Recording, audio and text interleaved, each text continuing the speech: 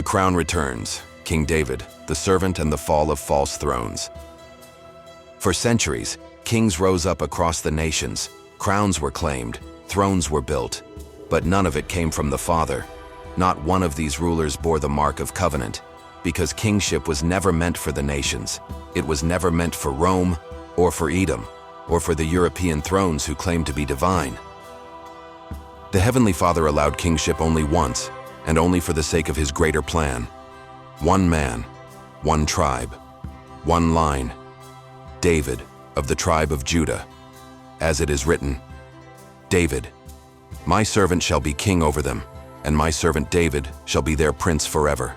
Ezekiel 37:24-25. But the Messiah did not come through Solomon's line. That branch was cut off. Write this man down as childless. No man of his descendants shall prosper, sitting on the throne of David and ruling any more in Judah. Jeremiah 22:30. The true Davidic line was preserved through Miriam, called Mary, a descendant of Nathan, son of David, not Solomon. Even deeper, much of Ethiopia's later claims to kingship were corrupted by foreign seed lines, including the line of Nimrod, son of Cush. Though powerful, this lineage was never chosen. As prophesied, they would never account to anything in the restored kingdom. This is very important, because not all people of color can claim they are part of the 12 tribes. The only true Hebrew lineage preserved in Ethiopia are the Falasha, also known as Beta Israel, a humble people who kept the Torah for generations. The crown never belonged to the counterfeit kings of empire. It belonged to a servant. But the Father never forgot his promise to the house of David. And in 2019, just as the 400-year curse ended, a crown was placed once more, not in the west, but in Axum, the ancient resting place of the Ark. There, the 226th king in David's line was appointed in Ethiopia, a humble man known among the diaspora, recognized even by rulers of this world, but not a blood king, as the earthly kingdoms will crumble. Here, King Menelik I, the son of Queen Sheba and King Solomon, is said to have brought the Ark of the Covenant to Axum under great pursuit, and ever since, the world has tried to claim it. But that line, the Solomonic dynasty, ended after 225 generations, with the passing of Emperor Haile Selassie in 1974. The Rastafari believe Haile Selassie to be God incarnate, the Messiah and embodiment of Jah, due to his claimed Davidic descent and title King of Kings. But no prophetic sign ever confirmed his kingship. It remained political, not divine. Before his crowning, the new King David was baptized at Mount Athos in Greece by the Greek Orthodox monks of the Kutlumusyu Monastery on the 13th of October 2013. A powerful sign that the restoration of David's line would not follow earthly systems, yet his arrival was miraculously acknowledged. Thereafter, a ceremonial week was arranged in Axum from the 10th of September in 2019. The 11th of September, King David was baptized and crowned, an historic event. King David was invited to partake in the procession of the Ark of the Covenant. The Ark was a replica, led by the Axum Sion church officials, and joined by traditional leaders and thousands of Axumites, Ethiopians, and tourists.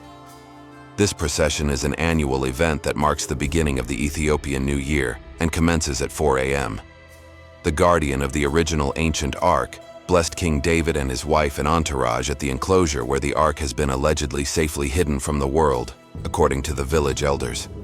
The ceremonial week was concluded on the Ethiopian New Year's Day, when Patriarch Matthias I crowned King David again on national TV in Addis Ababa. King David has risen to start his preparation for his end-time assignment. The king is returning, and his servant, King David, will reign on the earthly plains with the son of the great I Am.